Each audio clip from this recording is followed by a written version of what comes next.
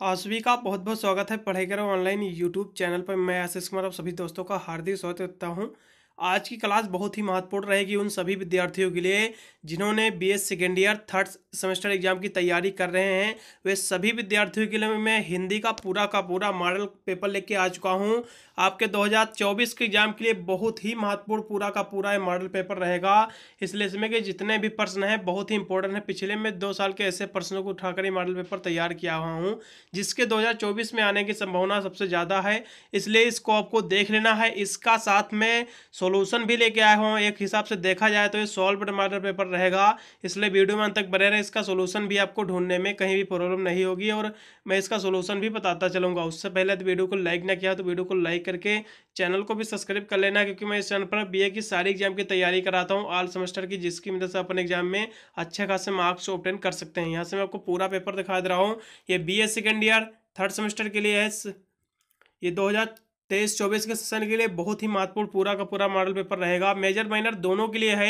हिंदी का model paper है। Paper का नाम है हिंदी गद्य। अब जिन यूनिवर्सिटी में हिंदी गद्य का पेपर होता है, जिसमें रिटन का एग्जाम होता है, जिसमें कि लिखित की परीक्षा होती है, वे विद्यार्थी बिल्कुल इस देख के जाएंगे मॉडल पेपर, क्योंकि ये मॉडल पेपर उनको अच्छे मार्क्स दिलाने में काफ़ी मदद करेगा।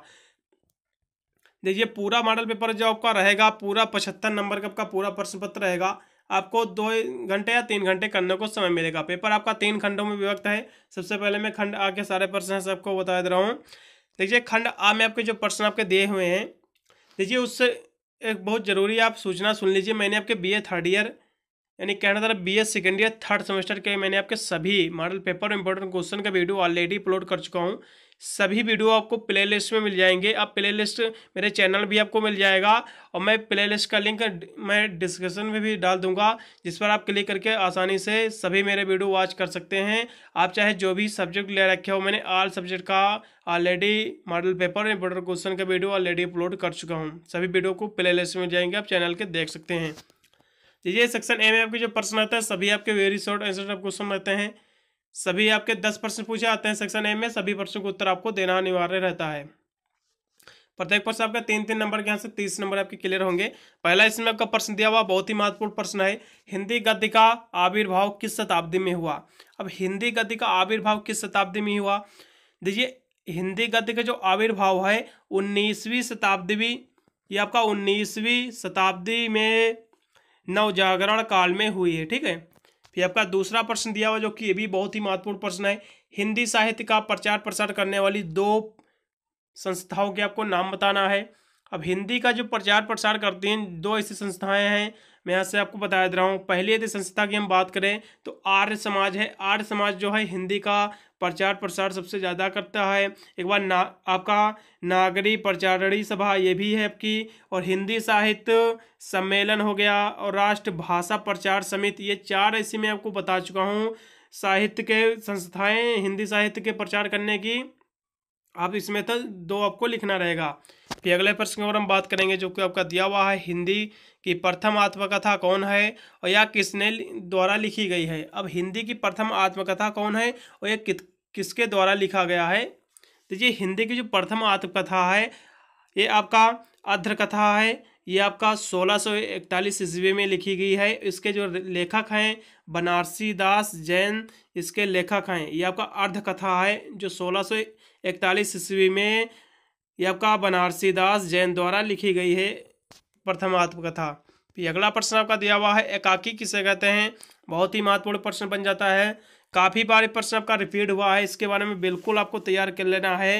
ये प्रश्न बिल्कुल आपके एग्जाम में देखने को मिलेगा। अब एकाकी किसे कहते हैं इसको भी देखते चलेंगे। देखिए एकाकी की यदि हम बात करें, एकाकी की परिभाषा जो है प्रोफेसर राजेंद्र प्रसाद श्रीवास्तव ने लिखा हुआ है कि किसी तथ्य या अनुभूति या विचार के किसी महत्वपूर्ण अंश या एक अंश तथा एक अथवा अनेक दृश्यों में प्रभावपूर्ण तरीके से नाट्य विभंजन की एकाकी ही कहलाती है। इस तरह से आपको देख लेना है। बहुत ही महत्वपूर्ण विवेक का प्रश्न है। फिर अगले प्रश्न की हम बात करेंगे जो कि दिया हुआ है नाटक के तत्वों का नाम उल्लेख कीजिए। अब नाटक के तत्व कौन कौन से हैं? बहुत ही महत्वपूर्ण विवेक का प्रश्न बन जाता है जो कि नाटक के तत्व अब कौन कौन से हैं इसके बारे में भी आपको मैं बताता चलूँगा।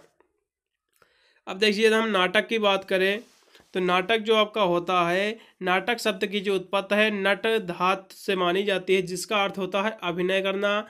भारत मुनि ने एक सूत्र के आधार पर नाटक के लोक जीवन की प्रवृत्तियों का अनुसरण किया है और भारत मुनि के नाटक में ऋग्वेद से पाठ, सामवेद और ज्ञान यानी यजुर्वेद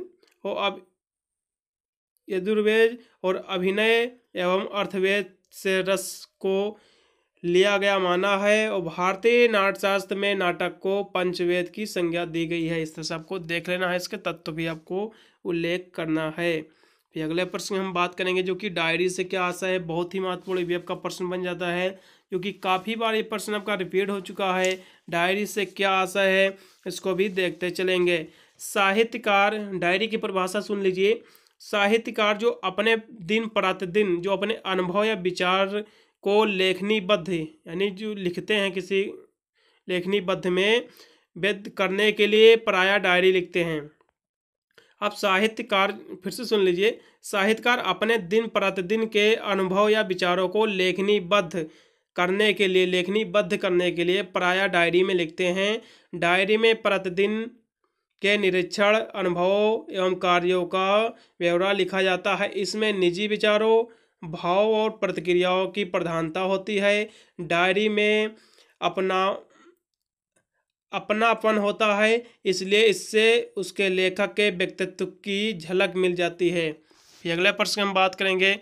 अब किन्हीं दो डायरी के नाम भी आपको लिखना है, जो कि बहुत ही महत्वपूर्ण प्रश्न बन जाता है। अब दो डायरी के आपको नाम भी आपको देख लेना है। यदि हम दो डायरी की यदि हम बात करें तो आपकी वेद तीर्थ की जेल, ये आपकी प्रथम डायरी होगी। वेद तीर्थ की जेल जो है ये डायरी होगी। यदि इसके हम लेखक की बात करें तो नरदेव शास्त्री द्वारा ये लिखित है। और दूसरी यदि हम बात करें डायरी के तो मेरी कॉलेज डायरी, बहुत बार इसका नाम सुना होगा, जो कि धीरेन्द्र वर्मा द्वारा लिखित है। ये बहुत ही महत्वपूर्ण है। काफ़ी बार ये हाई स्कूल में भी काफ़ी बार पूछा गया था, इंटर में भी रिपीट हुआ था ये प्रश्न कि मेरी डायरी किसके द्वारा लिखित है। ये धीरेन्द्र वर्मा के द्वारा लिखित है। फिर अगले प्रश्न के बारे में बात करेंगे जो कि आपका दिया हुआ है।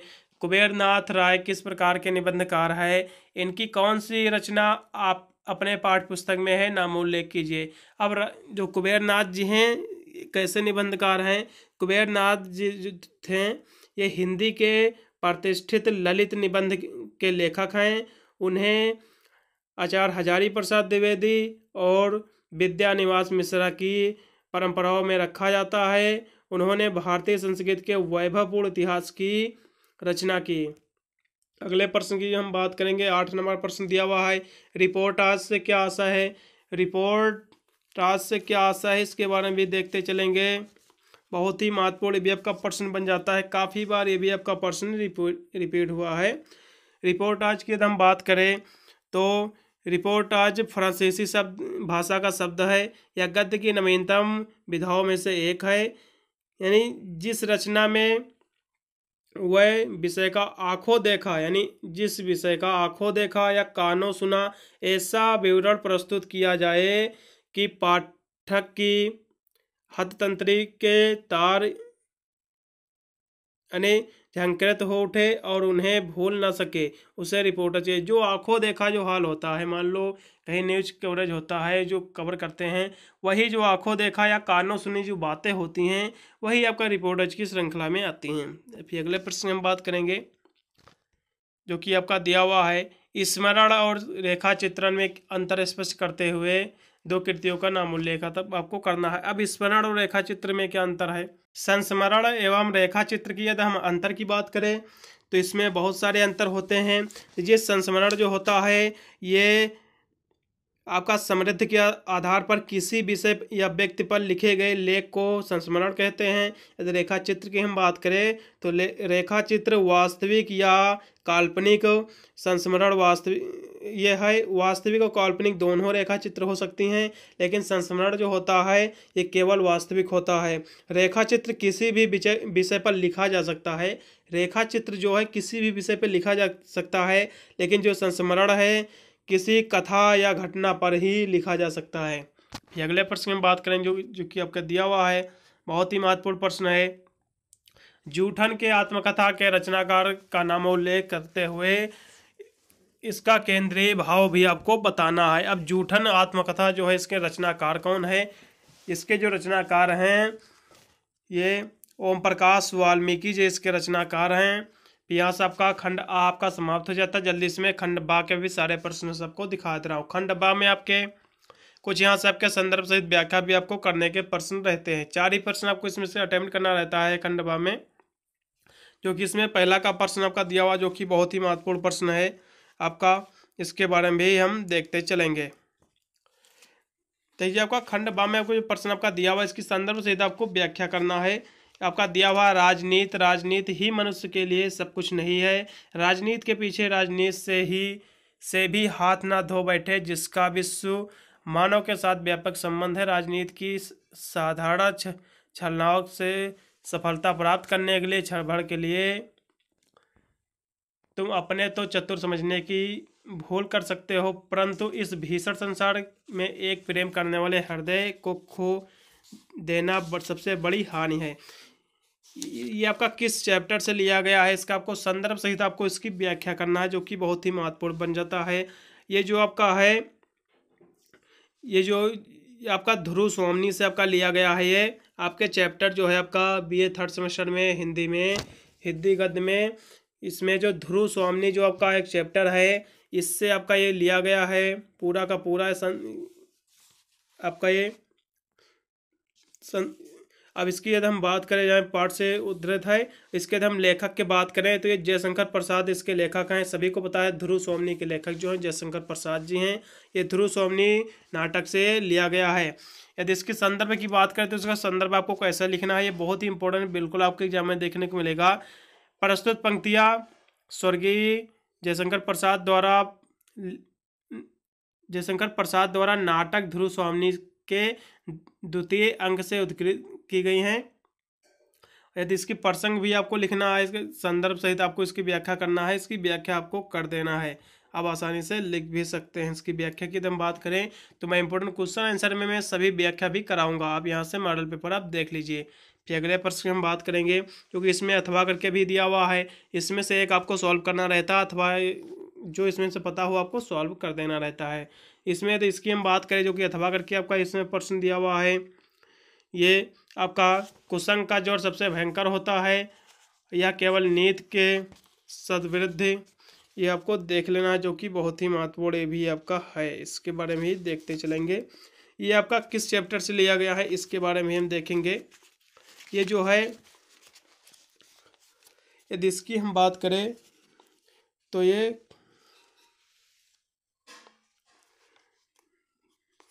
आपका कुसंग का जड़ भयंकर होता है। इसके हम चैप्टर की बात करें, जो कि आपका दिया हुआ है, इसके बारे में हम देखें।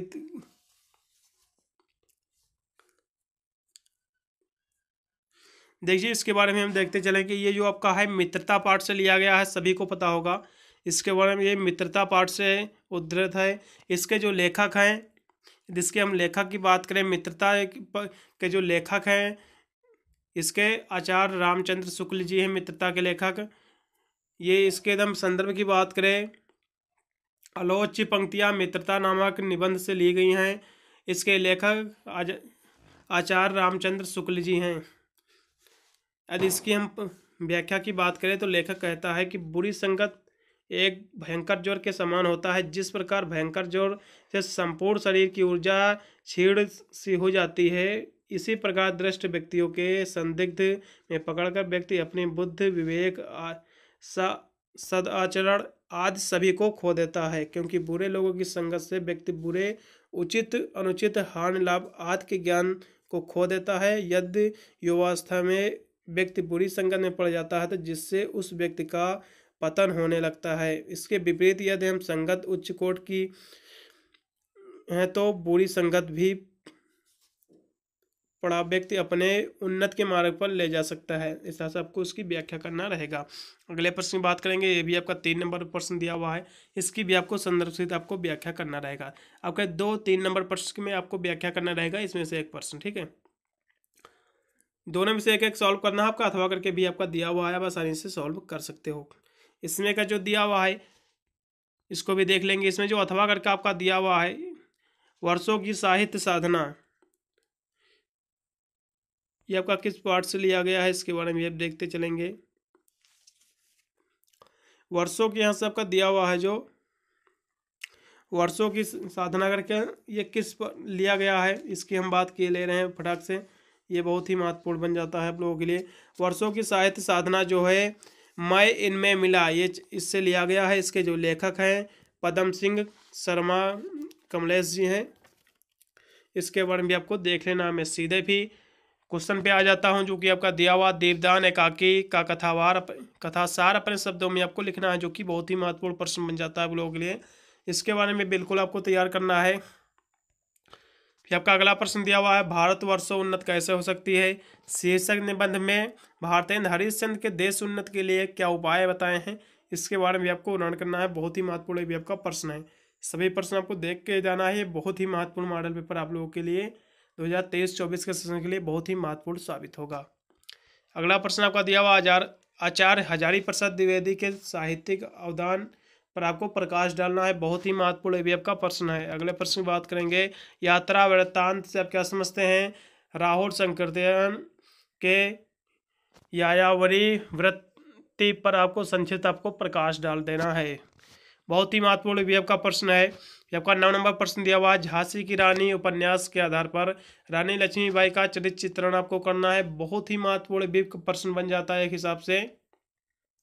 देखिए सेक्शन बी में आपके 4 प्रश्न आपको केवल करना रहता है। यदि हम प्रश्नों की बात करें तो यदि आपको नहीं व्याख्या पता तो आप आसानी से इसमें 5 प्रश्न दिए हुए, इसमें से आप 4 प्रश्न जो पता हो आप कर सकते हैं, कोई भी उससे दिक्कत नहीं है। फिर मैं यहाँ से आपका खंड आपका 7 दिया हुआ है, इसके प्रश्नों की बात करेंगे, जो कि बहुत ही महत्वपूर्ण भी आपका है। आपके सेक्शन सी जो आपका खंड 7 रहता है, इसमें केवल 2 ही प्रश्न आपको अटेम्प्ट करना रहता है। प्रत्येक प्रश्न आपके 10 से 11 नंबर के आपके रहेंगे। आपके 20 से 21 नंबर यहाँ से आपके क्लियर होंगे। इसमें का जो पहला प्रश्न का दिया हुआ है, सिद्ध कीजिए कि ध्रुव स्वामिनी एक समस्या प्रधान नाटक है। बहुत ही महत्वपूर्ण प्रश्न बन जाता है। ध्रुव स्वामिनी जयशंकर प्रसाद द्वारा आपका लिखित है ये ध्रुव स्वामिनी, इसके बारे में आपको देख लेना है। अगला प्रश्न भी आपका दिया हुआ है, उपन्यास कला के तत्वों के आधार पर वृंदावन लाल वर्मा के प्रसिद्ध ऐतिहासिक उपन्यास झांसी की रानी की समीक्षा आपको करना है। बहुत ही महत्वपूर्ण भी आपका प्रश्न है, इसके बारे में आपको देख के जाना है। दलित आत्मकथा जूठन की प्रासंगिकता पर आपको विचार करना है। बहुत ही महत्वपूर्ण भी आपका प्रश्न बच जाता है। कुबेरनाथ राय के निबंध उत्तरा फलुंगी के आसपास का आपको शिल्पगत वैसे आपको लिखना है। इसके बारे में भी आपको बहुत ही महत्वपूर्ण का प्रश्न बन जाता है। विषय क्षेत्र आपको लिखना है। ये सारे प्रश्न मैंने आपको दिखा दिया मॉडल पेपर के। आपके 2024 के एग्जाम का मॉडल पेपर बहुत ही महत्वपूर्ण रहेगा। सारे प्रश्न आपको देख के जाना है। बहुत ही महत्वपूर्ण पूरा का पूरा मॉडल पेपर है आपके 2024 के एग्जाम के लिए। BS second year 3rd semester के लिए है। आपका हिंदी का मॉडल पेपर है। मैंने आपके अन्य सब्जेक्ट का भी model paper important question answer का वीडियो ऑलरेडी बनाकर अपलोड कर चुका हूँ। सभी वीडियो आपको प्ले लिस्ट में मिल जाएंगे, आप जाकर वॉच कर सकते हैं। मिलता हूँ अन्य वीडियो के लिए, तब तक सभी को thank you watching this video.